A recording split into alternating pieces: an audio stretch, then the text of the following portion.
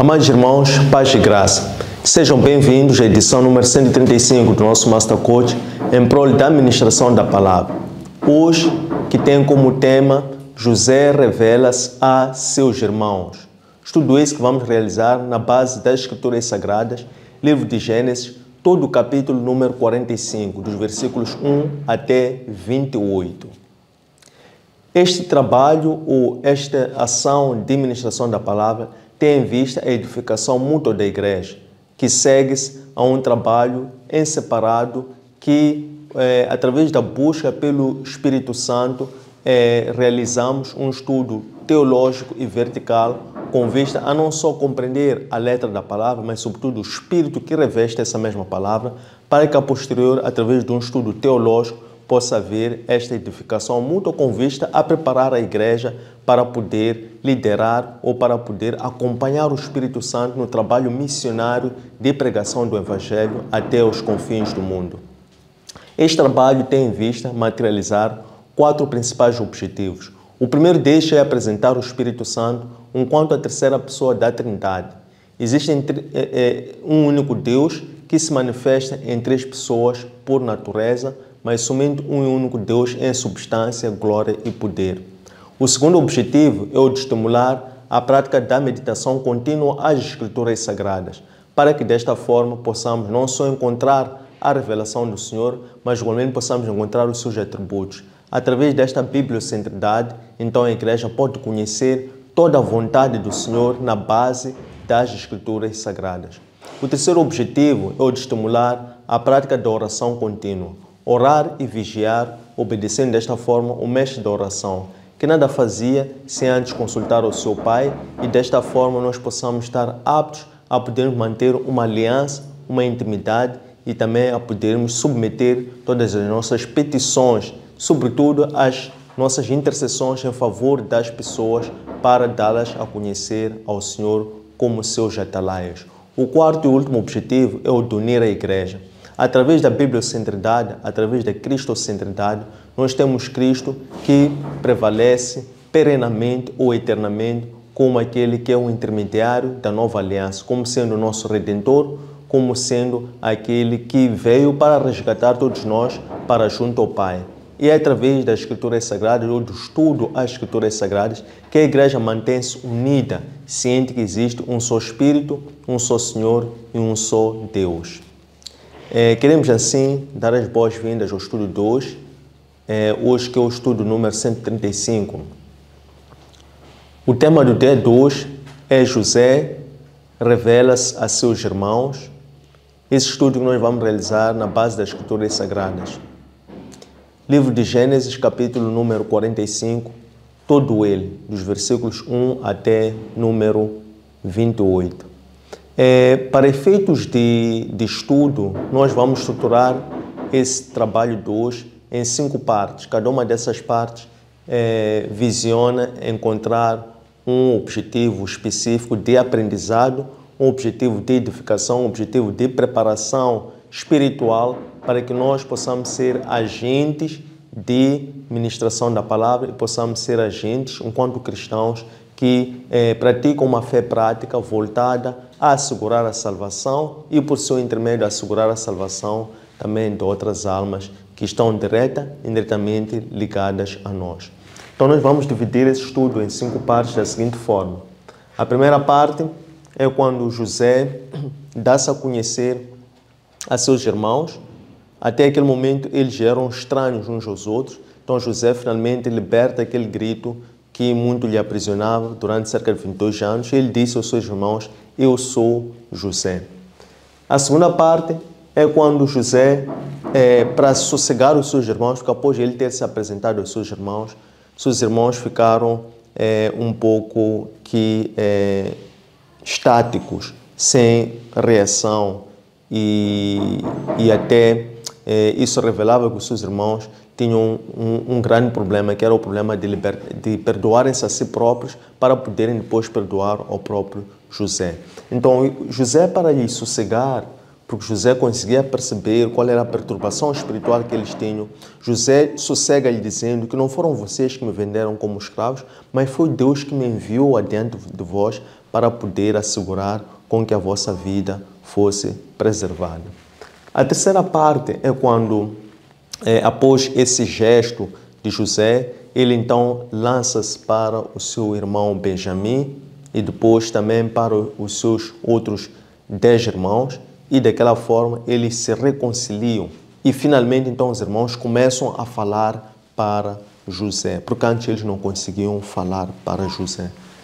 A quarta parte é quando Faraó, ouvindo este encontro, porque a emoção era tão grande por causa dos prantos, dos choros, da alegria, enfim, que ocorria naquele lugar. Esta informação chegou até Faraó e Faraó, então, ele manda convidar com que toda a família de José, pais, bem como todos os irmãos de José e os filhos dos filhos de José, passassem a viver no Egito, gozando todos os privilégios que José tinha enquanto governador do Egito. E a quinta e última parte é quando os irmãos então regressam até Canaã e eles, na primeira pessoa, dizem a seu pai Jacó que o nosso irmão José ainda é vivo. E vamos depois ver qual foi a reação de Jacó tendo recebido esta notícia, e é sobre isto que nós vamos dedicar para o estudo de hoje. Antes de nós entrarmos com atenção para esse estudo, vamos recuar uma semana, que foi a edição número 134, que tivemos como tema Os sonhos de José tornam-se reais. Nesta edição, nós vimos que este foi quando da primeira ida dos irmãos de José para o Egito. Ocasião esta em que começou aquele período, ou aquele primeiro ciclo dos 7 anos, que José havia profetizado em função da interpretação dos sonhos conturbados de Faraó. Então, Jacó, vendo seus filhos ali entreolhando-se, sem ação, estáticos, inativos, reativos, Jacó diz-lhes: subam até Egito, porque tenho ouvido que no Egito há trigo, tenho ouvido que no Egito há pão. Então, ide até ao Egito para que lá possais encontrar mantimento para a nossa sobrevivência. Então, os irmãos de José sobem até o Egito, mas eles acordaram que deveria ficar com o pai que já era de uma idade avançada, deveriam ficar com o pai somente o 12º filho, o mais novo, neste caso Benjamim, porque assim os irmãos de José mostravam que tinham amor para com Benjamim, diferentemente daquele sentimento de inveja que depois disparatou em ódio que eles tinham com José, ao ponto de eles venderem a José como escravo. Então eles sobem até o Egito, porque assim era, todos os povos à volta daquela região, naquela altura somente dependia do Egito para o seu sustento. Então sobe esta comunidade, filhos de Jacó, como também subiam tanto outros povos até o Egito. Quando eles chegam lá, são levados até a presença de José e eles prostram-se diante de José. É quando vem a memória de José naquela imagem, aquele sonho que ele havia tido 13 anos antes.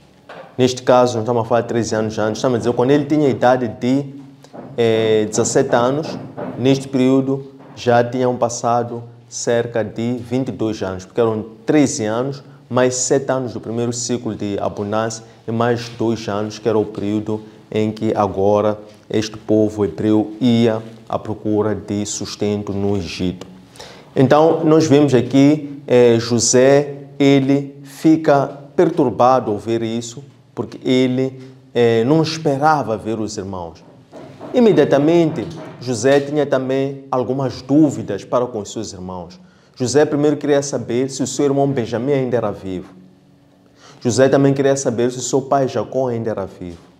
Mas José também queria saber se os seus irmãos já tinham convertido o seu coração, já tinham mudado aquele caráter que eles tinham de rivalidade entre os irmãos, que levou a que eles até vendessem o seu irmão como escravo. Então José começa por dizer que eles eram espiões. e eles reagem, defendem, dizendo que eles não são espiões, são filhos do mesmo pai, 12 filhos, um dos filhos já não é vivo, o mais novo estava com o pai, e eles eram 10 que ali faziam-se presentes e iam ali em representação de seu pai para poderem encontrar sustento, e que eles faziam-se servos do seu senhor José e que iam ali tão somente para que o senhor pudesse, o senhor dele, José, pudesse lhes dar a graça de conceder sustento para a sobrevivência de toda a sua família. Então José continua a insistir, sendo duro nas palavras com eles, dizendo que eles certamente eram espiões. Daquela forma, José manda-os prender durante 3 dias, ao terceiro dia liberta-os e condiciona que, para certificar que aquelas palavras, aquela verdade que eles levaram até José fosse real, eles deveriam voltar até a sua casa e deveriam regressar depois perante ele com o seu irmão mais novo para fazer fé às suas palavras. Mas como prova disso, eles deveriam deixar um deles cativo, no caso, deveriam deixar como cativo Simeão. Por que José escolhe Simeão como sendo aquele que deveria ficar cativo? É que José, ele chama o intérprete como se ele fosse egípcio, como se ele não entendesse a língua de seus irmãos. E ele se apercebe os seus irmãos a murmurarem entre si, a dizer: isto tudo que está a acontecer certamente é o sangue do nosso irmão que clama pelo fato de nós não termos sido perdoados com ele naquela altura. Depois levanta-se, nesta altura, levanta-se Rúben e diz assim: eu bem que vos disse que nós não deveríamos fazer isso com o menino, mas vocês não me deram ouvidos. Então José apercebe-se que pelo menos Rúben, ele tinha um sentimento diferente para com ele. Então aqui nós vemos José, então ele penaliza, naquele caso, mantém cativo o segundo mais velho, que é Simeão, e estes então regressam, partem para junto de seu pai para irem dar este reporte. E foi isto que nós estudamos na edição anterior. Portanto, eles quando voltam, regressam, vão dar o reporte. Eles explicam ao seu pai que o senhor dele, José, lá, no caso, o governador do Egito, nem conhecia o nome. O senhor deles, o governador do Egito, havia condicionado que a condição única para eles poderem ter mantimento é que eles deveriam ir provar que eles não eram espiões, porque eles haviam sido acusados pelo governador do Egito como sendo espiões. Mas eles provaram, ou haviam dito, justificado, que eles eram pessoas do bem, eram filhos do mesmo pai, e que aquele senhor, que é o governador do Egito, manteve cativo o irmão dele, Simeão. Então nós vemos aqui Jacó, ele reivindica aos seus filhos, dizendo: por que vocês tiveram que dizer tudo isso? Então eles disseram: mal nós poderíamos imaginar que se contássemos essa história, aquele homem poderia nos acusar de ser espiões. Então o filho mais velho, naquela circunstância, que é Rúben, diz ao pai: pai, confia-me o nosso irmão mais novo, Benjamim, o teu filho, para que nós levemos até ao governador do Egito. E eu conjecturo-te que tra-lo-ei de volta. Caso eu falhe nas minhas palavras, deixo-te 2 filhos meus como cativo, que eles podem ficar seus escravos, caso eu falhe nesta minha promessa. Nós vimos aqui que Jacó não deu ouvidos, não deu crédito, não deu credibilidade a este apelo do seu filho mais novo, Rúben. O que significa aqui? Significa que, teologicamente, Rúben era o filho mais velho, era o irmão mais velho, mas a palavra dele já não tinha credibilidade, não tinha força, não tinha convicção para convencer o seu pai, a fim do pai confiar em Rúben como sendo uma pessoa responsável, do qual ele pudesse confiar o seu filho mais novo, Benjamim.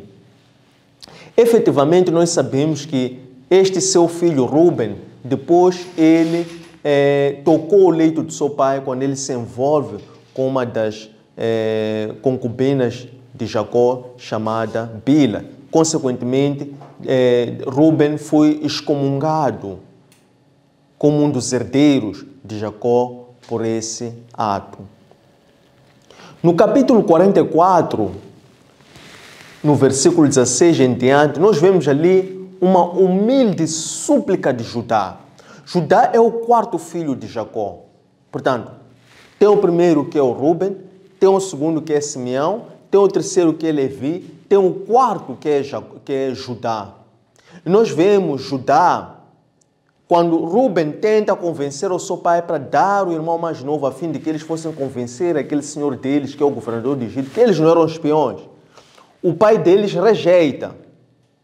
Mas depois, passa mais algum tempo e a fome mantém-se, prevalece. Foi o tempo suficiente para Jacó continuar a pensar, porque ele estava naquela inércia, naquele medo. Já tinha perdido o seu filho José. O seu filho Simeão agora também está retido lá no Egito. E ainda pede o seu filho mais novo para levar como cativo. Jacó estava com medo do que aquilo poderia suceder. Então Jacó estava pessimista. Desse modo, Jacó deixa passar mais algum tempo enquanto ele refletia. Mas porque a tendência era somente de piorar, porque a fome não parava, mas de pior, continuava a piorar e perigava aquilo que eram os planos de sustentabilidade ou de continuidade da sua família em vida. Então Jacó, ele acaba por apelar aos seus filhos, dizendo-os que eles poderiam regressar até ao Egito, a fim de irem negociar, por um lado, o resgate do seu filho, do seu irmão Simeão, e por outro lado também poderem provar que eles não eram espiões, levando o seu irmão Benjamim, e que eles assim também pudessem voltar e poder manter aquilo que era a sobriedade ou a palavra, ou a firmeza da integridade da família de Jacó. Nós vemos agora que salta, não foi o primeiro, não foi o segundo, não foi o terceiro, mas o quarto filho de Jacó, neste caso Judá. Judá levanta-se e ele convence o seu pai Jacó, dizendo: meu pai, confie-me o nosso irmão Benjamim, que eu vou me responsabilizar por ele, eu vou lhe levar até o Egito, vou resgatar o nosso irmão Simeão, voltarei e dar-lhe a si em vida. Então ele jura diante do seu pai Jacó, ele dizendo que caso eu não cumpra com a minha palavra, então seja o meu próprio sangue que tu podes cobrar. E Jacó confia nas palavras de Judá. O que isso significa? Significa que Judá passou a ser o líder de todos os irmãos, de todos os filhos de Jacó. Judá passou a ser o porta-voz também dos seus irmãos, passou a ser porta-voz de Jacó junto ao governador, mandatado por Jacó para ir fazer fé disso junto ao governador do Egito. Efetivamente, Judá, no capítulo 29 do livro de Gênesis, nós vemos que Judá foi o quarto filho de Jacó com Lia. E Jacó, quando tem este seu quarto filho chamado Judá, a Lia chama este filho de Judá. E este é o significado do nome de Judá. Diz que dá ou atribui o nome ao quarto filho de Judá, porque diz que louvarei ao Senhor por conta desta vida. Então, Judá, ele é designado como tal Judá, porque a mãe deles, Lia, ao conceber e ao dar parto de Judá, ela então diz que eu louvarei ao Senhor por esta vida. Então nós vemos aqui, nós vemos que depois de Jacó confiar a Judá a responsabilidade de poder levar a Benjamim para fazer fé junto a José, chegado lá no Egito, nós vemos que José, mais uma vez, ele manipula ou conspira contra os seus irmãos para poder agora certificar se os seus irmãos haviam se convertido ou não. O que aconteceu para isso ocorrer? Para a súplica, neste caso de Judá, ocorrer? É que José, tendo visto Benjamim junto a eles, tendo realmente certificado que Benjamim era vivo, ele depois despede-os, dando-lhes provisão, devolvendo o dinheiro que eles tinham levado, e depois ele mandou colocar a sua taça de vinho na mochila do mais novo Benjamim.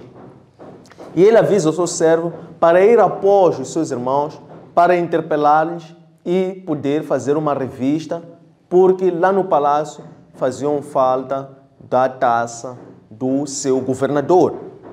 E os irmãos partem, e este servo de José vai atrás dos irmãos, intercepta-os e diz-lhes que por que vocês retribuíram o bem pelo mal, levando a taça do meu senhor, o governador do Egito? Desta forma, eles dizem que não, nós não levamos nada. Pode até revistar as nossas mochilas, que aqui não vai encontrar nada. Dizemos mais, se encontrar essa taça numa das nossas mochilas, então todos nós seremos teus escravos. E aquele a quem for encontrada essa taça, esse também que seja punido por isso.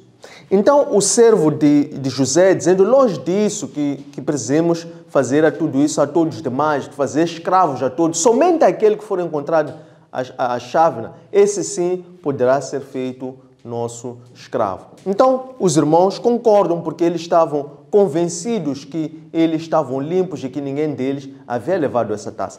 Eles regressam, ou melhor, ainda ali, eles abrem suas mochilas e um a um, então faz uma revista. Do mais velho ao mais novo. E no mais novo encontra-se lá a taça que José, governador do Egito, reivindicava. De seguida, então, eles são levados até o palácio, e quando chegam até o palácio, então, José já tinha todas as provas para poder acusar a eles. É aqui que nós vemos, então, a súplica de Judá.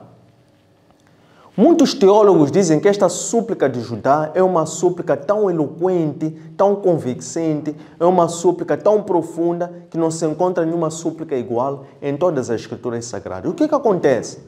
Judá é aquele que foi como responsável de Benjamim, porque ele é quem convenceu o pai para que Benjamim subisse como prova de que eles não eram espiões. E a taça é encontrada na mochila de Benjamim. O que Judá faz? Judá então começa a suplicar para o seu senhor, governador do Egito, dizendo que que o Senhor permitisse que ele pudesse falar ao seu senhor e que ele pudesse chegar também ao seu senhor, porque o seu irmão somente foi até o Egito sob condição de ele próprio poder devolver o seu irmão em vida. E que tudo, quando fosse acontecer pela frente, era da responsabilidade dele e não do seu irmão mais novo. Ainda que qualquer problema ocorresse, que fosse ser atribuída a culpa ao seu irmão Benjamim, era ele quem iria carregar as culpas do seu irmão Benjamim. Daquela forma, ele suplica ao senhor, governador do Egito, que ao invés de fazer servo a Benjamim, no lugar de Benjamim, fizesse de servo a ele próprio e libertasse Benjamim para que regressasse a seu pai. José, quando ouve isso, José fica comovido, porque se apercebeu que os seus irmãos haviam se convertido. Efetivamente, adjacente a esta súplica de Judá, nós podemos perceber também como é que os irmãos de Judá, que eram os 3 mais velhos, filhos de Jacó, foram perdendo a confiança do seu pai e deixassem de ser os líderes. E o quarto passasse então a ser o líder dos 10 filhos, dos 11 filhos de Jacó, com exceção de José, que já não mais se encontrava na casa de seu pai. O que aconteceu? É que nós vimos que no capítulo número 34, Diná, quando sai para ir travar conhecimento, estando agora Judá e sua família na terra de Siquém, Diná sai para travar conhecimento e depois ela é agredida pelo filho dos príncipes de Siquém, E então os irmãos, não aceitando esta injúria, essa injustiça, os irmãos de José, no caso, os mais velhos, que foram, neste caso, Simeão e Levi, esses simularam que queriam um acordo de pacificação com os siquemitas para que eles se formassem e tornassem uma única família. O que eles fizeram para o efeito? Eles disseram que aceitavam uma união para que os dois filhos formassem uma única família, sob a condição de todos os primogênitos de Siquém serem castrados, isto é, sob a condição de todos os primogênitos de Siquém serem circuncidados. José, quando se aproxima, efetivamente nós vimos Rúben, o mais velho, que diz ou apela para que eles não matassem o seu irmão. Mas depois Rúben se ausenta e não impede com que o seu irmão seja atirado para uma cisterna vazia. Portanto, ali já estava quem? Estava Simeão. Mas nem Simeão nada move, nem Levi também não move palha. Mais uma vez, nesta ocasião, nós vemos, foi Judá que interviu, dizendo que proveito nós teremos matando o nosso irmão? Vendámo-lo como escravo. Ora, é aqui Judá a ser usado por Deus para poder convencer os seus irmãos a fazerem aquilo que era da vontade de Deus. Então, nós temos esta sucessão de fatos, depois nós temos no livro de Gênesis, no capítulo número 38, nós vemos Judá, ele agora também, ele depois já aparta-se dos seus irmãos. Isto é, depois de José ter sido vendido como escravo, Judá afasta-se dos seus irmãos e vai procurar como uma mulher, uma das filhas de Canaã. Então, o que acontece ali naquela ocasião? Judá estando lá, junto aos cananeus, Judá, ele junta-se a uma mulher e ele tem o seu primeiro filho. Depois Judá tem o seu segundo e, por fim, o seu terceiro filho. Depois Judá escolhe ainda naquele povo como uma filha, ou como uma nora para o seu filho mais velho, uma mulher chamada Tamar. E assim,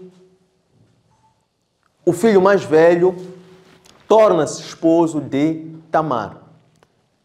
Comete uma iniquidade, diz a palavra de Deus, então o Senhor fere o filho mais velho de Judá e o filho mais velho de Judá morre. Por quê?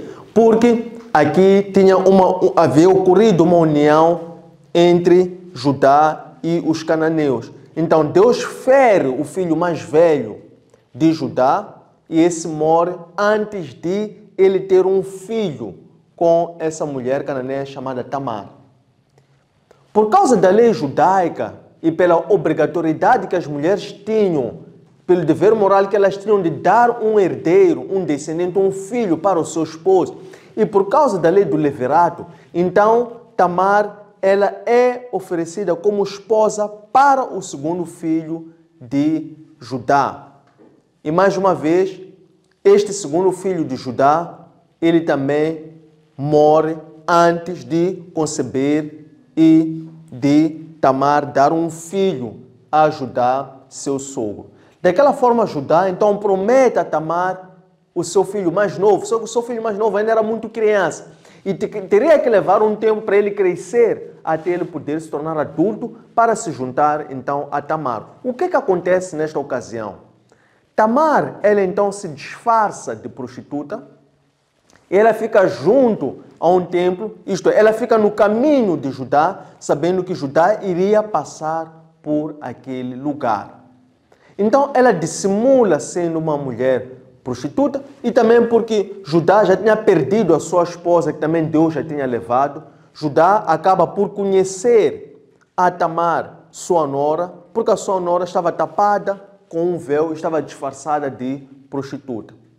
Tamar então fica grávida de Judá e ela segura como uma hipoteca, um haver de Judá, de tal forma que ela depois reivindica que aquela gravidez era de Judá. E Judá efetivamente não teve como acusar Tamar, antes pelo contrário, ele diz que ela tinha sido mais justa que ele próprio. Então nós vemos também aqui um processo de conversão e de amadurecimento espiritual de Judá, não obstante ser o quarto filho de Jacó, fazendo com que ele depois então se tornasse o líder e o porta-voz, para que nesta altura em que ele convenceu o pai que deveria levar em segurança, iria trazer em segurança o seu filho Benjamim, então Jacó confiasse em Judá. Temos efetivamente agora aqui o início do nosso estudo em que José agora dá-se a conhecer aos seus irmãos.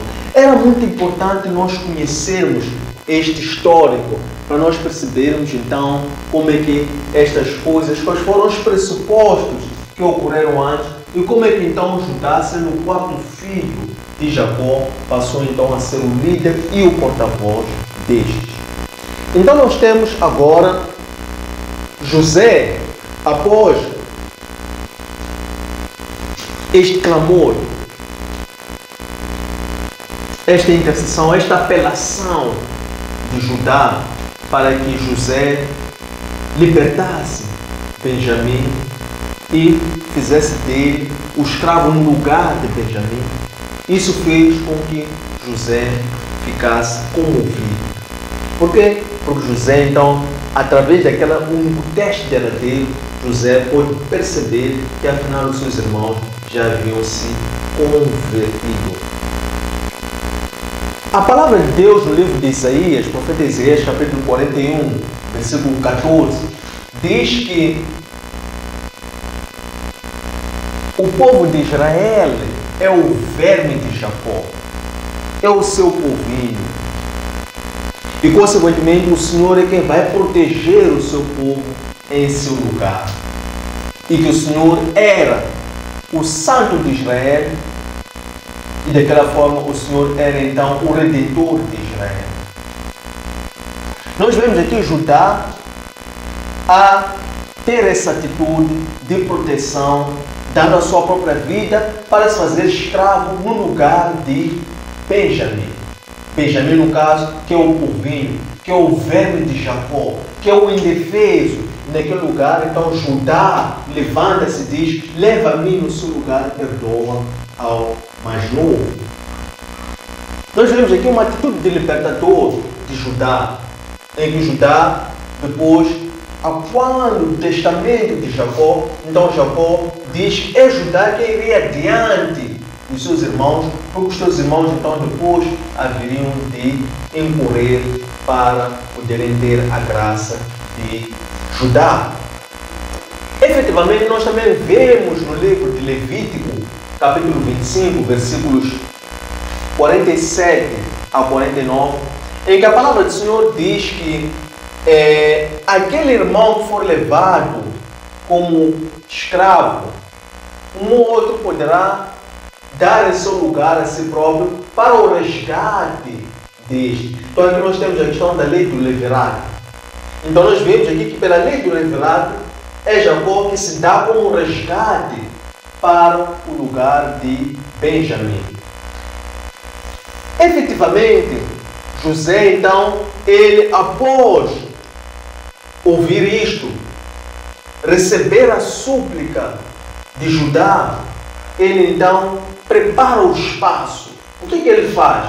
Estavam ali vários homens egípcios que eram seus assistentes. Então ele manda todo aquele povo, que são os egípcios, abandonarem aquela sala, porque ele queria estar somente com os seus irmãos. Quando os seus irmãos abandonam aquela sala, então nós vemos José, ele começa então a libertar aquele grito que aprisionou José, ao ponto de José esconder a sua identidade por um período de 22 anos. E aquilo aprisionou José durante muito tempo. Pois é por esse motivo que José, então, quando interpreta os sonhos do copeiro do padeiro mor, ele dirige-se ao copeiro mor dizendo: quando tu fores ditoso, fale de mim ao faraó, Porque eu fui arrebatado da minha casa e eu estou aqui nesta cadeia sem merecer. Você vê que José carregava muitas coisas do passado, mas que ele foi sendo lapidado, foi sendo adestrado, pois José teve que trabalhar o seu interior para soltar o perdão e se reconciliar com o seu passado, de forma que ele guardasse somente para dentro de si aquilo que ele carregava no coração durante cerca de 22 anos, que era um segredo que somente ele e Deus é que conheciam. Chega o momento, é quando José, então, mandando sair todos daquela sala, ele então solta este grito que lhe aprisionava durante muito tempo. O profeta Jeremias, no capítulo 29, versículos 12 e 13, ele diz assim: invocai-me e eu responderei, procurai-me e me achareis, buscai-me e me achareis. Aquele que buscar de todo o seu coração irá me encontrar. Nós vemos aqui José, ele a buscar o Senhor de todo o seu coração, porque José queria falar com o coração finalmente, para que se desse a conhecer quem ele era, para além de ser um governador do Egito. Então José, ele agora diz para os seus irmãos: eu sou José. E os seus irmãos ficam assustados quando José fala isso, quando José se revela e dá-se a conhecer quem ele era. O que isso nos sugere? Sugere-nos que aquele que perdoa outrem ganha mais do que aquele que é perdoado. Por quê? Porque aquele que perdoa, primeiro, se reconcilia com Deus e segundo, se reconcilia consigo mesmo. Isso permite com que Deus abra caminhos para ele poder alcançar outros sonhos muito além. Então José, quando ele abre-se para os seus irmãos, ele diz: eu sou José. Os seus irmãos agora, eles é que ficam bloqueados. José, quando diz eu sou José, os seus irmãos, isso remete-nos ao Evangelho segundo Lucas, capítulo 22, versículos 32, em que Cristo, ele, a caminho da cruz de Gólgota, ele sendo levado como malfeitor, prisioneiro, sem culpa, ele diz para o seu pai, ele roga, intercede para o seu pai e diz: perdoai-lhes, pai, porque eles não sabem o que fazem. Então nós vemos aqui José, ele a perdoar os seus irmãos, mas os seus irmãos estão bloqueados, estão sem reação, estão com receio de dizer alguma coisa. O que isso nos sugere? É que os seus irmãos ainda não tinham se perdoado a si próprios para poder então receber aquele perdão que agora era manifesto por parte de José. O que nós vemos aqui a suceder-se? É que, da mesma forma que José agora se revela aos seus irmãos, e os seus irmãos estão agora bloqueados, então José, ele dá mais um passo para poder tirar a culpa que pesava sobre os seus irmãos. O que José faz? José, então, ele revela aos seus irmãos o seguinte: diz aos seus irmãos: não foram vocês os culpados de eu estar aqui. Isto é, não foram vocês que me enviaram como escravo, não foram vocês que me venderam como escravo, mas foi Deus que me enviou adiante de vós para que eu agora pudesse velar ou proteger pela vossa vida. Isso remete-nos ao Evangelho ainda segundo Lucas, capítulo 22, versículos 39 a 43. Nós vemos aqui Cristo, ele está a ser crucificado e tem ao seu lado esquerdo e direito dois malfeitores. Um desses malfeitores começa a blasfemar de Cristo e diz-lhe assim: se tu és Salvador, então salva-te a ti próprio. O outro salteador, o outro malfeitor, ele responde no lugar de Cristo, porque ele toma as dores da acusação daquele malfeitor, que era tão malfeitor tanto quanto ele é. Só que este tem um outro coração. Ele justifica-se respondendo àquele outro malfeitor, dizendo assim: eu e tu, nós sim merecemos estar aqui neste lugar, mas este é inocente, este não tem culpa de nada. Depois este malfeitor então vira-se para Cristo e diz ao Senhor o seguinte: lá onde fores, prepare um lugar para mim. E Cristo responde de que ainda hoje tu serás recebido no reino dos céus. O que isso sugere, voltando-nos para aqui? Significa que muitos são os pensamentos, muitos são as dificuldades que o homem tem de poder receber o perdão, principalmente quando ele ainda não perdoou a si próprio. José então continua para os seus irmãos ainda não falavam até este momento.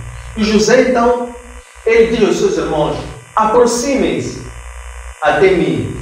E eles aproximam-se. Então José, ele atira-se para o pescoço de Benjamim. E ele chora o pescoço de Benjamim. Benjamim também igualmente chora o pescoço de José. E José depois vira-se para os seus 10 irmãos e José beija-os. Somente quando José faz esse gesto é que os seus irmãos começam então a falar para José. É que eles então sentiram-se libertos e houve então a reconciliação total entre os irmãos. O que é que isso nos sugere, meus irmãos, para nós percebermos o que é que teve que acontecer para haver esta reconciliação total entre os irmãos? A palavra de Deus, no livro de Provérbios, capítulo 16, versículo 7, diz que muitos são os caminhos do homem, mas Deus é quem prepara o seu passo. O livro do profeta Isaías, no capítulo 26, versículo 7, diz que o Senhor prepara o caminho do justo para que o caminho do justo seja reto, seja íntegro, seja honesto, para que, por intermédio do caminho do justo, através desta retidão, ele possa então converter aos outros. Então nós temos aqui, precisamente, Deus teve que separar José e fazer de José um homem íntegro, justo e reto, para que os seus irmãos pudessem então se tornar também convertidos e pudessem se arrepender. Então, esta forma de reconciliação, as palavras de José começam a dirigir, a forma como o próprio José perdoa os seus irmãos. E depois acalenta falando-lhes para o espírito conturbado, dizendo: não foram vocês que me venderam como escravos, mas foi Deus que me enviou adiante de vocês para poder vos salvar. Isso fez com que eles se sentissem aliviados, eles pudessem se perdoar a si próprios, e então pudesse ocorrer esta reconciliação total entre os irmãos.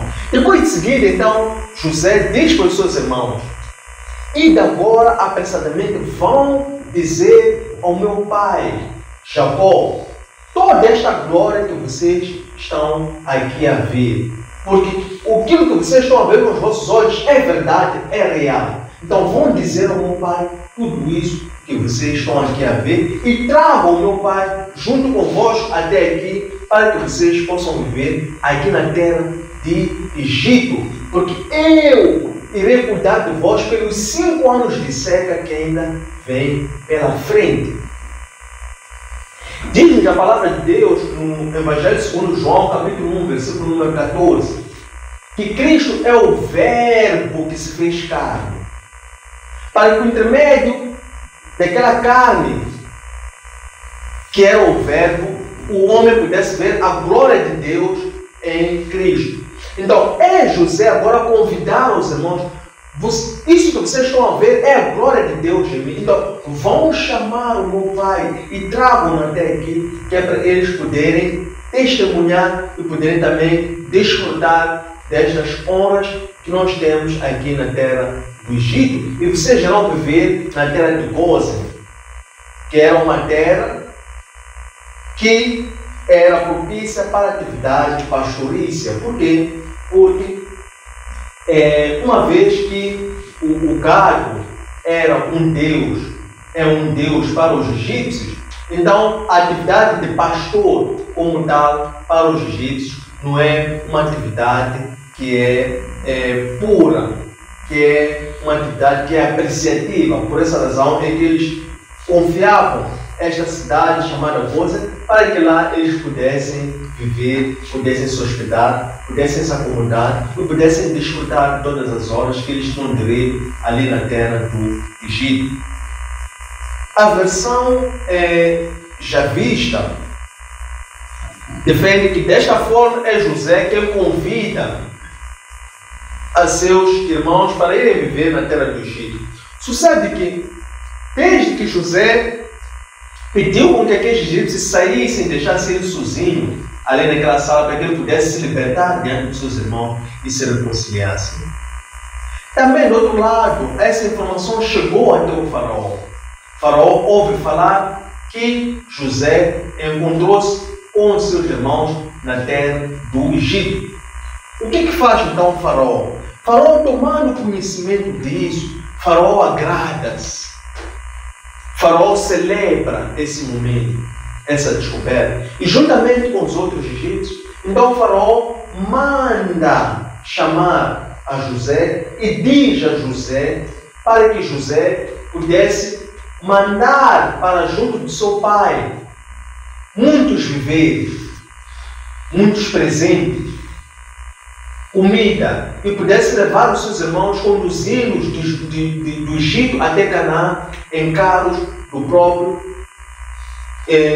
faraó, isto é, que eles pudessem ir através de viaturas que fizessem parte da frota do próprio faraó e levassem também juntamente presentes para o seu pai. E esta é a tradição heroísta que diz que foi Faraó quem convida os irmãos de José, o pai de José, para viver no Egito. Ao passo que a tradição javista diz que é José quem convida aos seus irmãos do pai para viverem na terra do Egito. Então os seus irmãos partem para a terra de Canaã a levarem essa boa nova.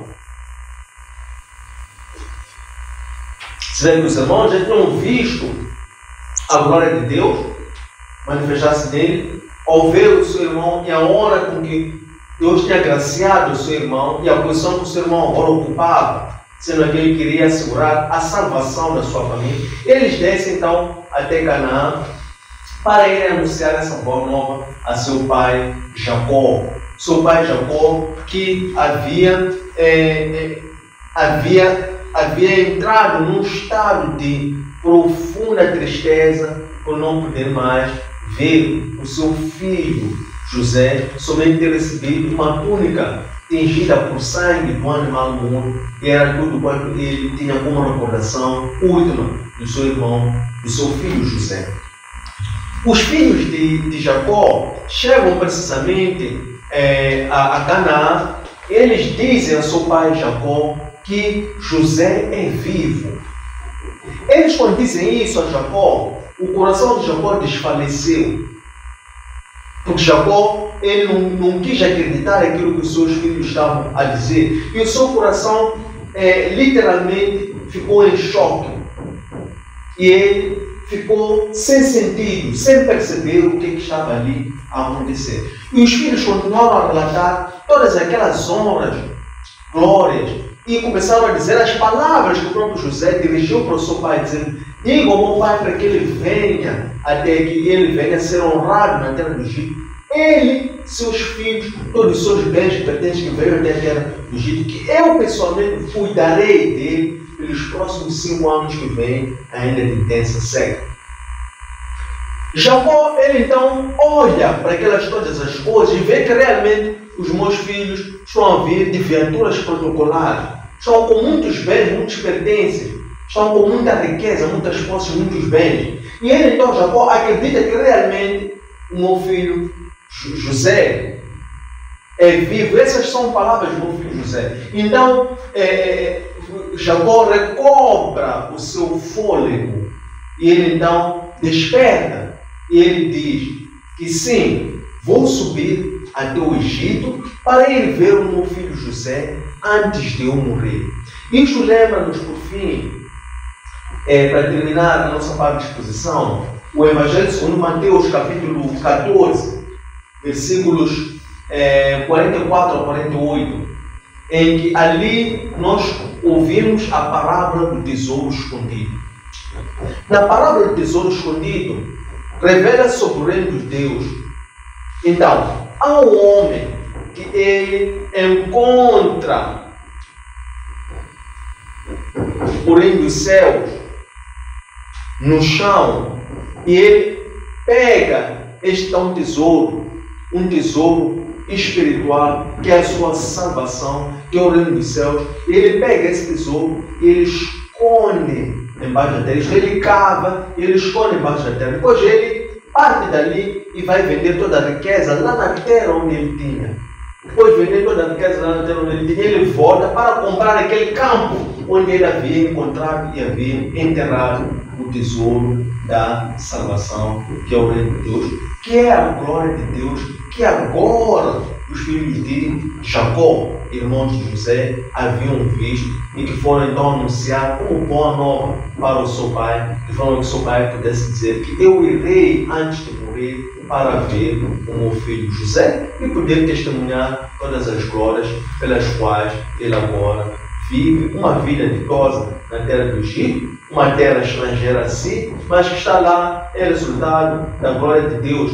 Porque ademais, como nós sabemos, Jacó, quando ouviu os sonhos de José, não só o repreendeu, mas no fundo do coração aguardou com expectativa com que esses sonhos se tornassem reais.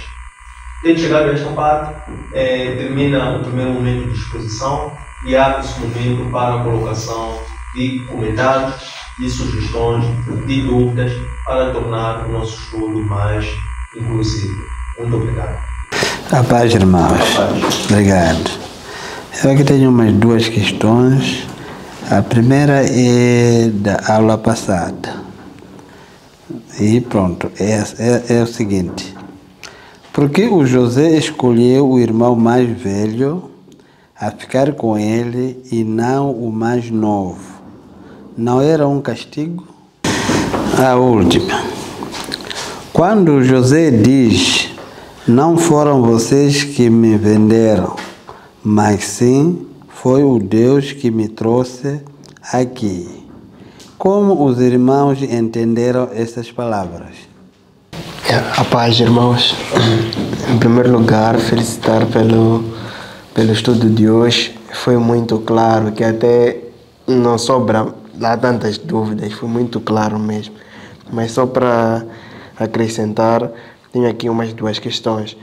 A primeira: Judá jurou pelo seu próprio sangue que voltaria com seu irmão Benjamim e os outros. O que dizer em relação a fazer juramentos nos dias de hoje? É certo ou errado? A segunda questão começa com uma pequena reflexão. Deus permitiu com que houvesse inveja, ira e que os irmãos de José o vendessem. Esse todo o trajeto para que pudesse acontecer o propósito de Deus e que José pudesse tornar-se governador. Por essa razão, José acabou por perdoar os seus irmãos. A questão é, como podemos perdoar as pessoas que nos fazem o mal? Porque essas pessoas podem estar a contribuir, podem estar a fazer isso, mas é o propósito de Deus nas nossas vidas. Estimados irmãos, saudações. Grato sou todos os dias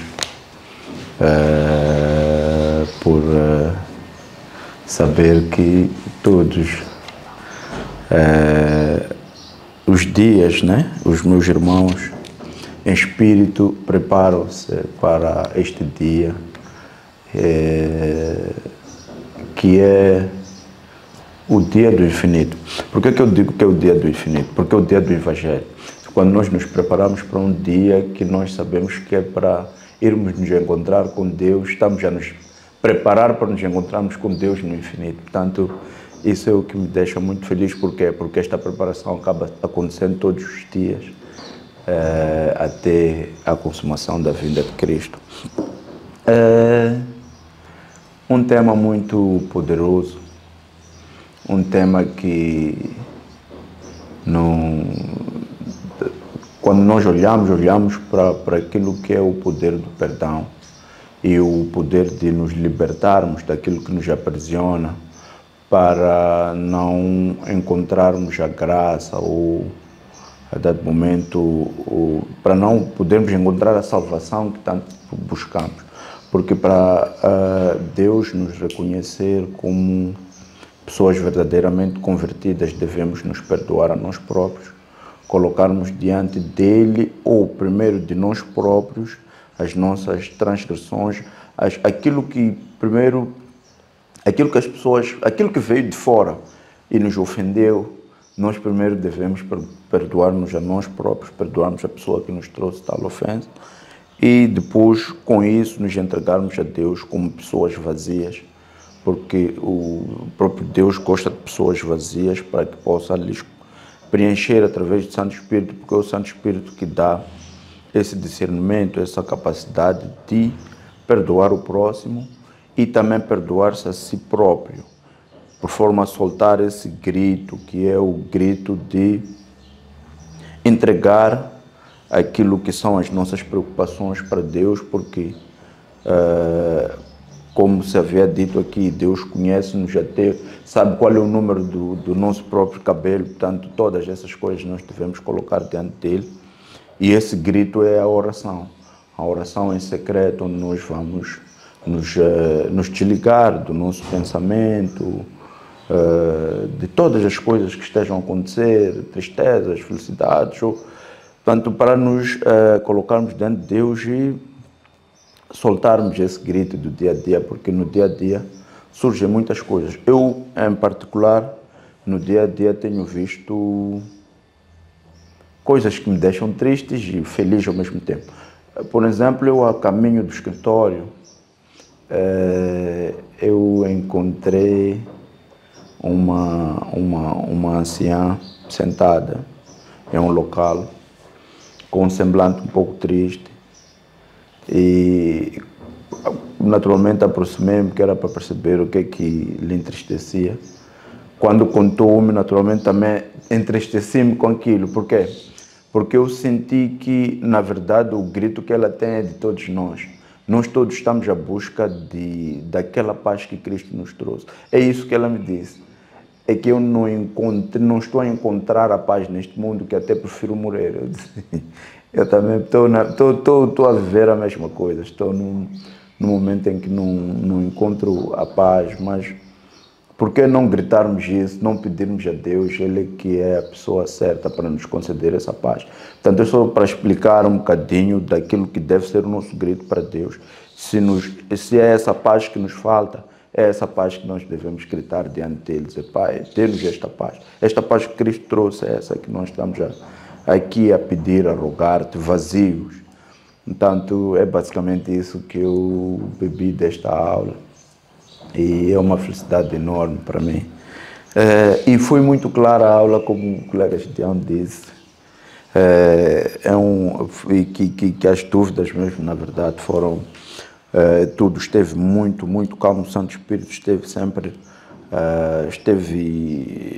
a encher-nos para bebermos, para reagirmos, mas quando o alimento é doce, muito doce, nós a dado momento sentimos que naquele momento só precisamos comer para digerir. Assim. Portanto, eu penso que com o tempo aquilo que o Espírito Santo nos trouxe hoje, com o tempo irá se materializar, iremos a dado momento, porque quando nós não temos dúvidas, significa que entendemos para explicarmos quem tem alguma dúvida. Significa que nós, quer dizer, é uma alegria enorme nós termos tido esse esclarecimento, todos nós temos ficado claros em vários aspectos e também termos essa capacidade de também podermos dar continuidade àquilo que nós entendemos, percebemos, também seja nosso estilo de vida, e também possamos repassar àquelas pessoas que também têm essa dúvida, por forma a termos aquilo que está escrito aqui, que é a reconciliação total entre irmãos, todos nós vivermos em paz, que é aquela paz que Cristo trouxe. Eu tenho esta questão como a primeira. Onde nos dias atuais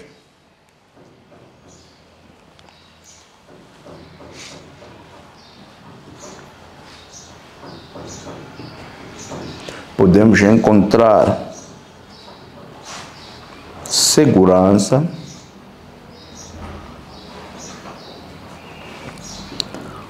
para soltarmos o grito que aprisionamos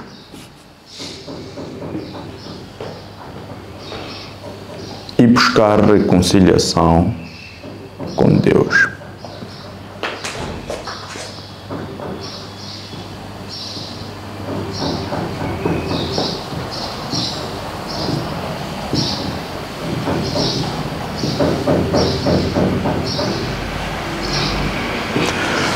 Se Deus nos enviou pela frente para recebermos a verdadeira conversão,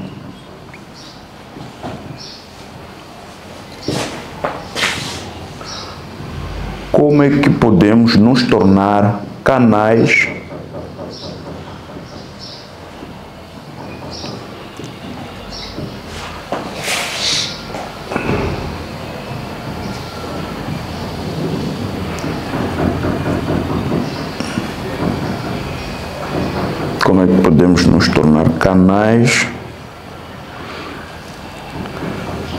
de verdadeira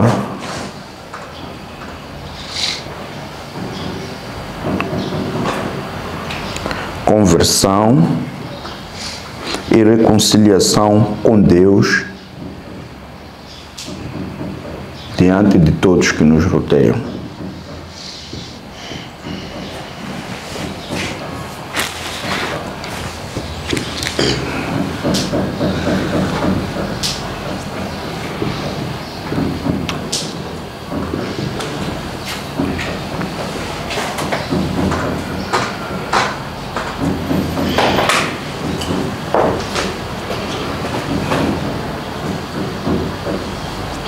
De seguida, qual é o poder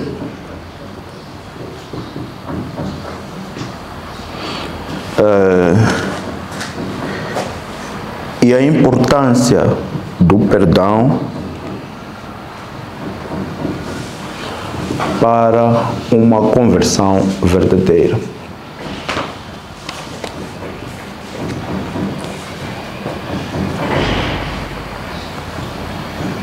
Boa noite. Quero em primeiro lugar agradecer pelo estudo de hoje. Eu trago aqui uma questão que gostava de perceber, né?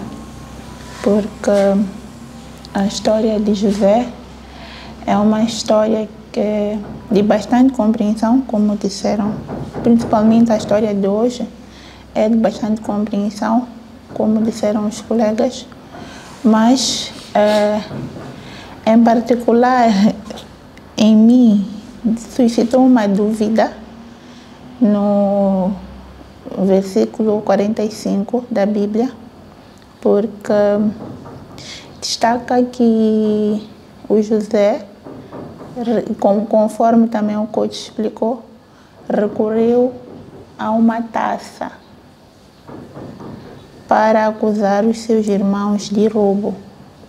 E, segundo a Bíblia, essa é uma taça que o faraó usava para fazer adivinhações. E tenho em mim que José era um homem de fé e temente a Deus. Gostava de compreender por que o José recorreu a essa taça que segundo a lei egípcia, ou segundo a cultura egípcia, é uma taça que serve para fazer a adivinhação. E, se não me engano, num dos versículos da Bíblia, creio que seja no versículo 45:15, ele diz aos irmãos o seguinte: por que levaram a minha taça? Não sabem vocês que eu tenho o poder da adivinhação? A minha dúvida é referente a isso. Por que ele fala em vários momentos de adivinhações, se não é uma questão de comparação, né? Mas por que ele usa esse recurso sendo um homem temente a Deus? Não, para mim, que vejo a história de uma outra forma, sendo um homem temente a Deus, talvez pudesse fazer uso de uma outra coisa, mas que não recorresse à adivinhação. Então isso me deixa um pouco intrigado. Queremos lugar a atmosfera de partilha da boa nova do Evangelho, em que unidos numa só fé, num só espírito, num só propósito, podemos aqui embarcar numa viagem de transformação da nossa mente, de diálogo, de debate, de questões que vão contribuir para a nossa contínua elevação espiritual, com vista a podermos estar melhor preparados para os desafios atuais, do quais dependem os desafios futuros, a forma como nós podemos fazer com fé, movidos com fé, com propósito aos desafios atuais, vai impactar sobremaneira sobre a forma como nós então vamos levar estas experiências para podermos lidar com desafios ainda por vir. Quero também agradecer a qualidade de cada uma dessas nossas questões que foram aqui colocadas, que vão ser relevantes para tornar o nosso estudo mais impactante, mais proveitoso, hoje e para todo sempre que nós tivermos a necessidade de consultar este material, bem como para a diversidade de opções, pessoas, multidões, povos que este material também irá alcançar.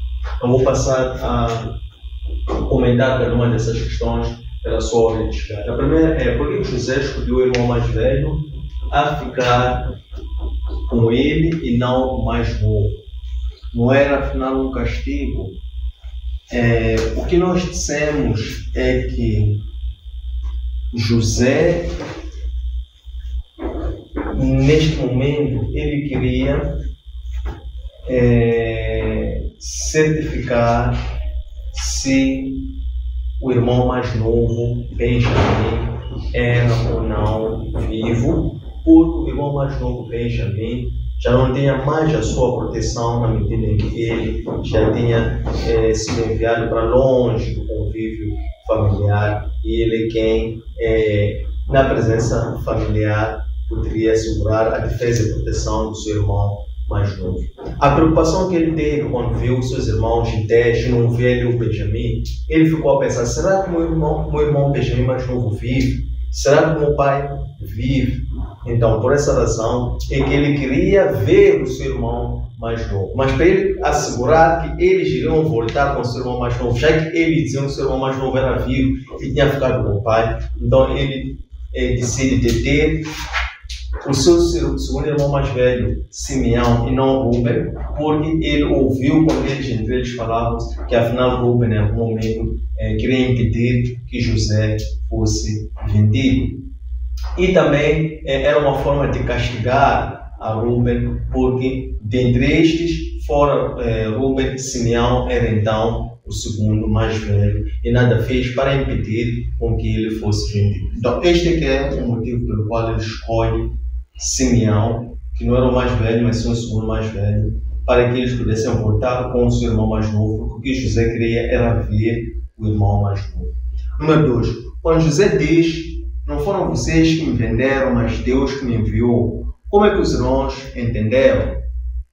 Quando José falou-lhes essas palavras, era para lhes tirar a culpa que prevalecia no coração destes, porque estes ainda não tinham se reconciliado no passado, porque foi uma mentira que eles guardaram até este momento. Isto é, eles foram dizer a seu pai, foram dar ao seu pai como morto, alguém que eles sabiam que não era morto, eles haviam vendido como escravo. Então eles tiveram que guardar esse segredo durante todo este tempo. Por essa razão, quando eles veem este que eles deram como morto-vivo, e numa situação em que este que é vivo é quem tem a possibilidade de determinar ou de se vingar, no pior das hipóteses, que era o mesmo coração que eles tinham, por eles saberem que tinham feito mal ao trem. Então eles veem aquela pessoa que eles fizeram mal numa posição em que esse está em poder, está em seu território, está em sua casa, e que eles poderiam ir repostar vingando-se diante deles. Então José, quando ele perdoa os seus irmãos, eles estavam nesse conflito de sentimento, porque eles veem alguém que eles tinham feito mal a ser esse a perdoar a eles próprios, e aquela manha que estava no coração deles ainda não tinha se desfeito, aquele nó que estava no coração deles ainda também não tinha se liberto. Então José, percebendo os contornos daquele sentimento que emanava sobre o coração deles, porque José já tinha soltado o grito de perdão a eles, reconciliando-se com Deus e consigo mesmo. Então José já percebia que aquele não estava no coração de seus irmãos, por isso é que seus irmãos não falavam.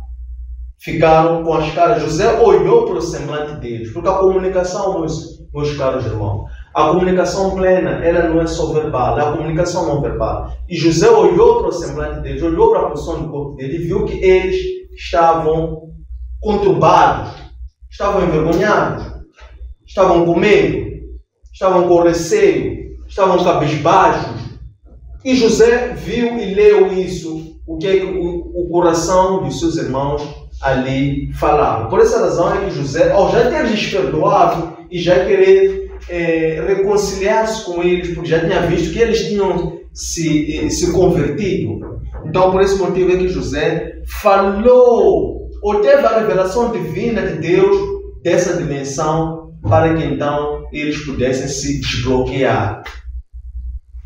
Naquele momento José teve a luz de que, afinal não foram vocês que me venderam como escravo, mas Deus já enviou-me à frente de vocês, que era para eu hoje poder salvar a vossa vida. Número 3. Judá jurou pelo seu próprio sangue que voltaria com seu irmão Benjamim. O que dizer sobre fazer juramento no dia de hoje? Certo ou errado? Nos dias de hoje, a nossa palavra é o juramento. Quem ora com a sua palavra está a orar ao próprio Deus. Quem desora a sua palavra está a desorar ao próprio Deus diante dos homens. Por quê? Porque quando você dá a sua palavra para outro homem, há pelo menos mais um outro testemunho para além desses dois homens, que é o próprio Deus. Então, quando você desonra a palavra que você direcionou a um irmão, está a desorar ao próprio Deus diante daquele irmão. Então, somente a palavra já é um juramento que é bastante suficiente diante de Deus. Isto é, o maior juramento é diante de Deus e não diante dos homens. Pois Deus tudo vê, inclusive Ele é atento para ver a justiça dos homens, porque Ele é a própria justiça. E Deus também Ele age com justiça diante dos homens, isto é, diante dos atos dos homens. Porque os homens eles são responsáveis pela sua culpa ou pelo seu perdão diante de Deus. Número 4. Deus permitiu com que houvesse inveja, ira entre irmãos, para que José se tornasse escravo e depois libertador. Como é que nós podemos perdoar as pessoas que nos fazem mal e se iram contra nós? Quando nós temos um entendimento segundo o qual todas as coisas que ocorrem no mundo, na terra, é um propósito divino. Quando nós temos uma compreensão, não a letra, mas uma compreensão espiritual da palavra de Deus, quando nós edificamos continuamente o nosso espírito e vivemos no espírito, nós conseguimos ir além daquilo que a nossa mente vai sugerir em função daquilo que o nosso corpo vive, experimenta ou sente. Então, o nosso espírito vai buscar uma compreensão espiritual sobre todas as coisas que ocorrem na nossa vida. Inclusive, nós sabemos que a única forma de nós agradarmos a Deus é desagradarmos a nossa própria carne. Logo, o sofrimento e a santidade fazem parte da carreira cristã. Quando nós assimilamos esses valores, esses princípios, como sendo princípios de uma vida cristã, então, com facilidade, nós aprendemos que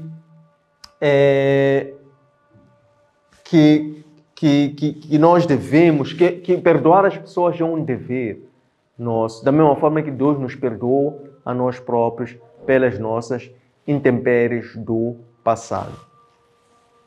Número 5. Onde nos dias atuais podemos encontrar segurança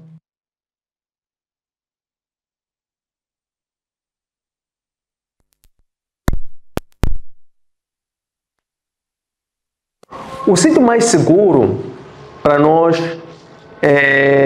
nos libertarmos diante de Deus, soltarmos o grito que nos aprisiona, é quando nós temos as nossas orações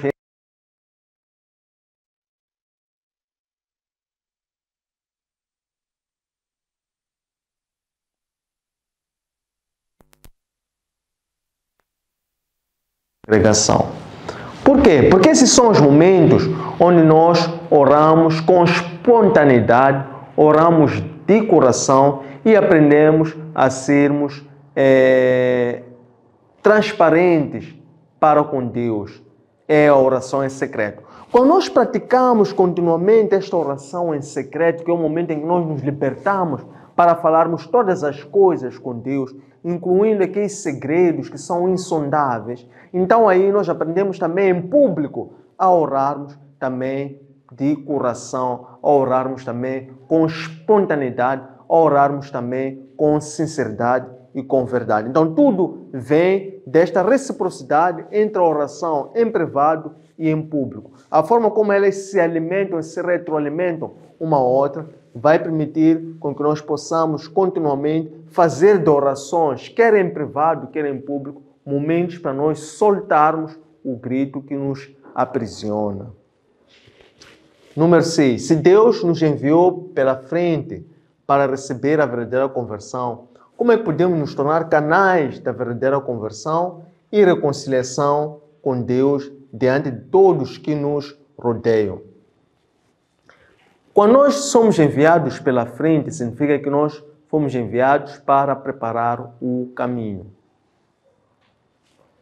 Quem tem a convicção que foi enviado pela frente para preparar caminho, sabe então que está num caminho que também, invariavelmente, outros também irão passar, irão seguir, irão sustentar, irão suportar. E porque nós fomos para preparar caminho, as nossas experiências e a nossa performance no momento em que nós formos pela frente, isto é, a nossa retidão, a nossa justiça, a nossa fidelidade, a nossa sinceridade é relevante também e primordial para a experiência que os que vêm atrás também irão ter. Por essa razão, é por um sentido de propósito, é por um sentido de missão que nós temos para perceber que a forma e a sinceridade pela qual nós temos o deleite naquela experiência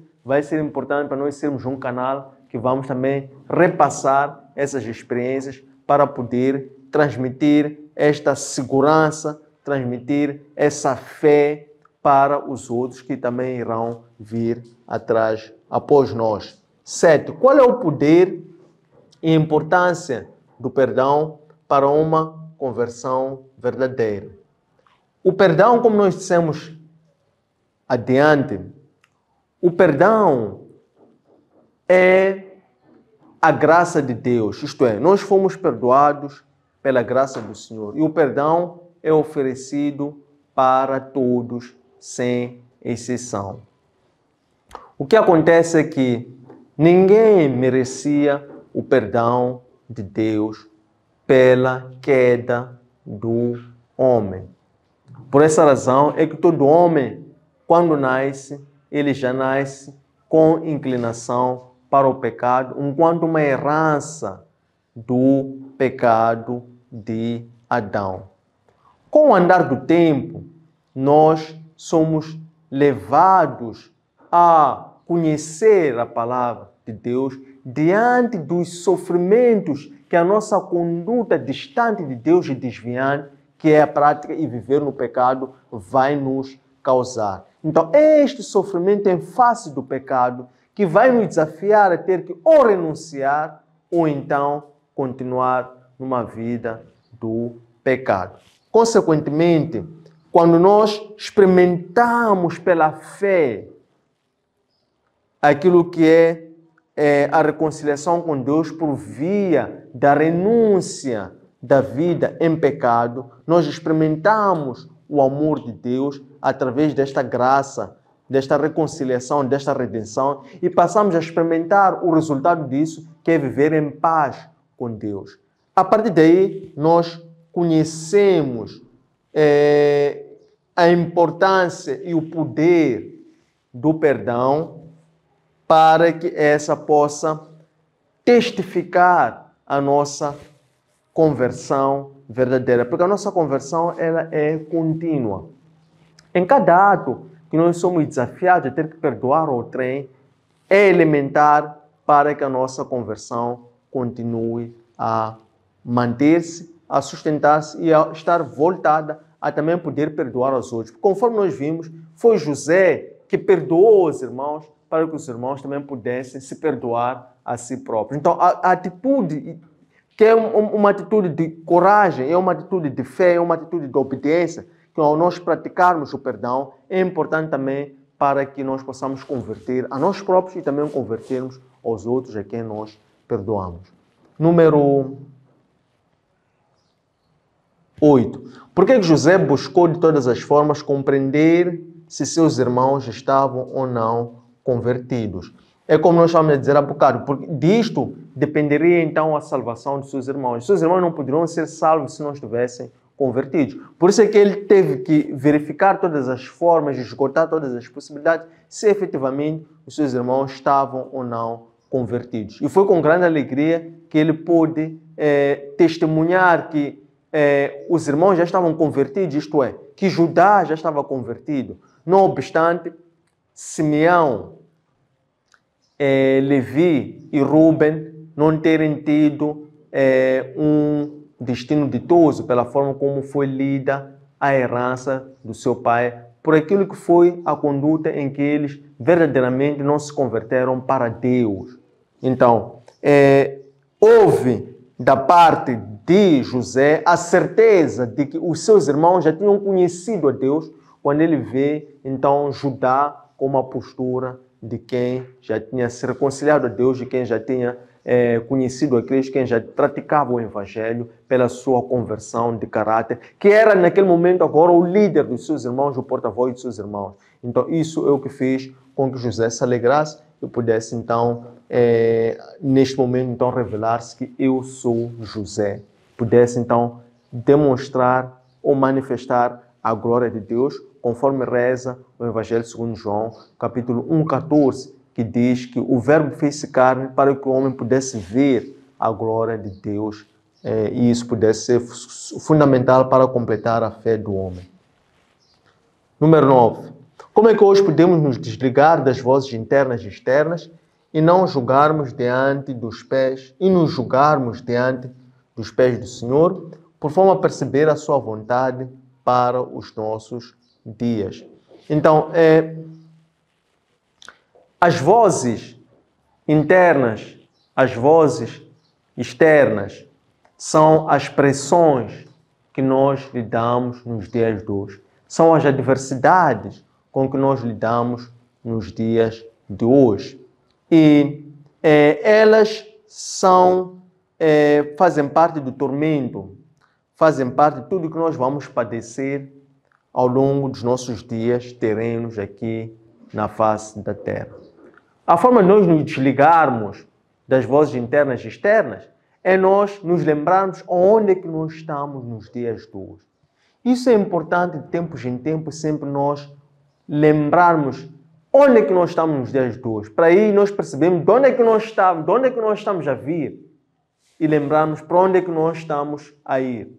Dessa forma, não obstante as circunstâncias, que são circunstâncias imediatas, nós possamos perceber que tudo é passageiro, que todas as coisas podem ocorrer. Ademais, o Senhor alertou-nos que no mundo nós teríamos provações, no mundo nós teríamos tribulações, mas nós teríamos que ter o quê? Bom ânimo, porque Ele havia vencido a morte. Então, essa que é a nossa luta, é de vencer a morte. Se nós estamos mortos à antiga criatura, o desafio que nós temos todos os dias é mortificar, renunciar e sepultar continuamente a nossa carne para podermos, como Cristo, até o fim, também vencer a morte. Número 10. Com que propósito Deus introduz José e sua família no Egito? Então, aqui é também uma pergunta bastante interessante.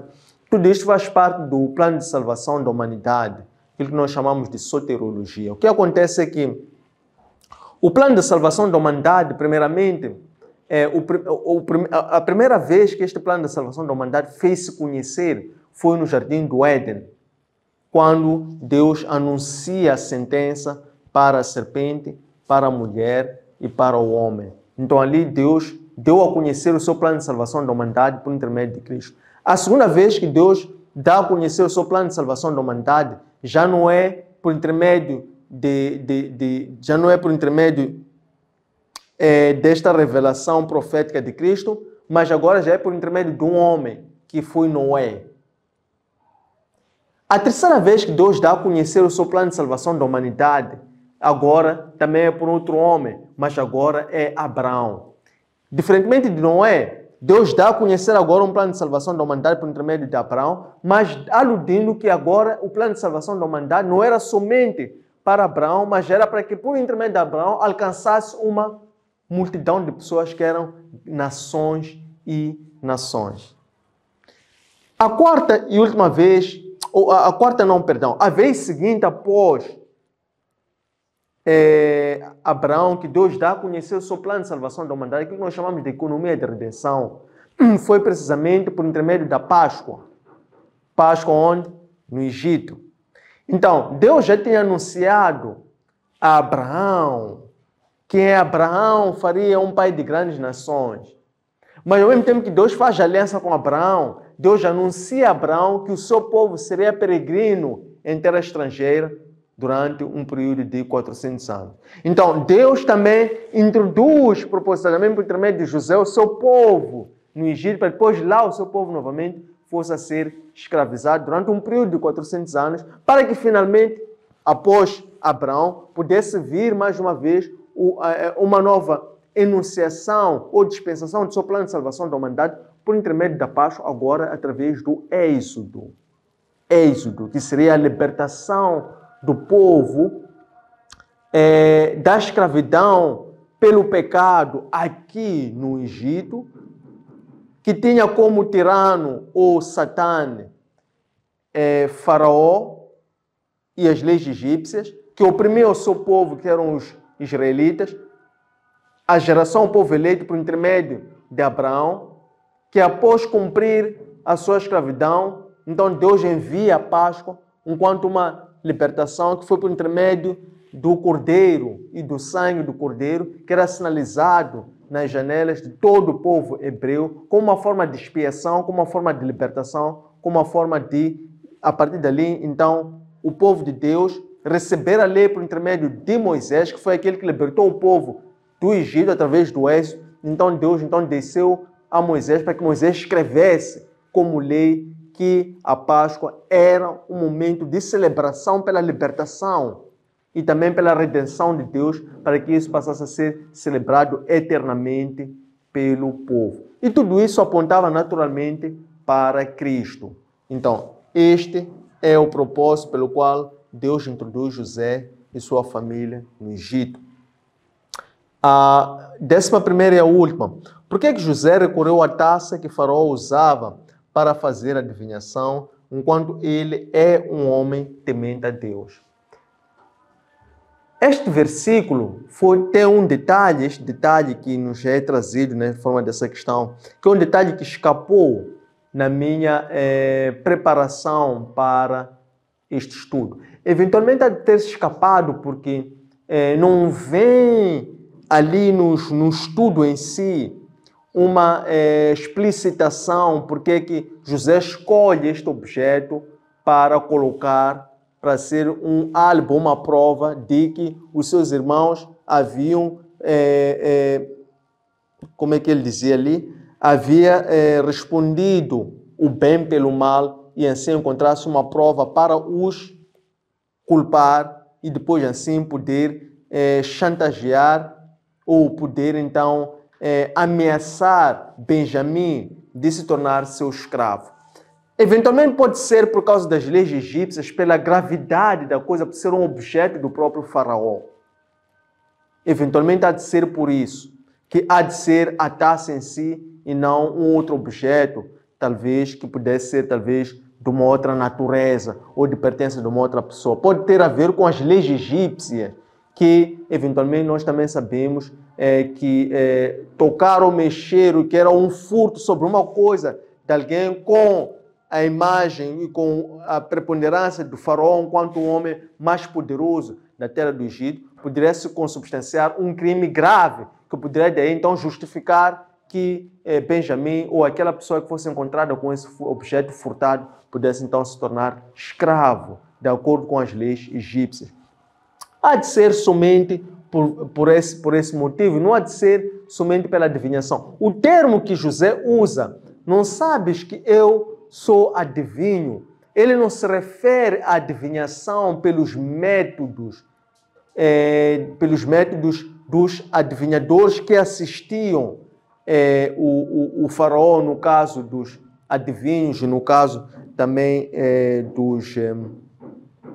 dos sacerdotes, vamos lá assim, que assistiam ao faraó, o método que José usava para interpretar os sonhos, que depois ele passou a ser reconhecido pelo próprio faraó como sendo aquele que interpreta sonhos, e que José deixou claro ao faraó que não sou eu quem interpreta sonhos, mas é Cristo, é Deus quem sabe todas as coisas, que vai me dar a revelação para eu poder interpretar os seus sonhos.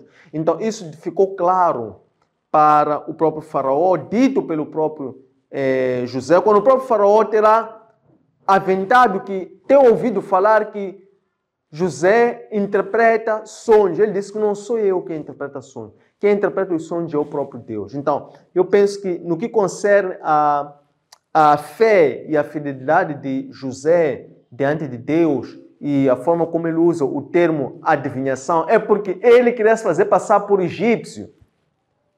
Até aquele momento ele não tinha revelado quem ele era. Então, os egípcios, eles usavam a adivinhação, o método de adivinhação. Então, ele quando diz, não sabem vocês que eu adivinho, mas o método de José para interpretar sonhos era o temor a Deus. Era o dom do sonho, era o dom da interpretação dos sonhos, era o dom do entendimento, era o dom do discernimento. Transmitido, tinha abençoado a José para que José pudesse operar na atmosfera terrena de forma a ser um instrumento de salvação da humanidade por intermédio de Cristo.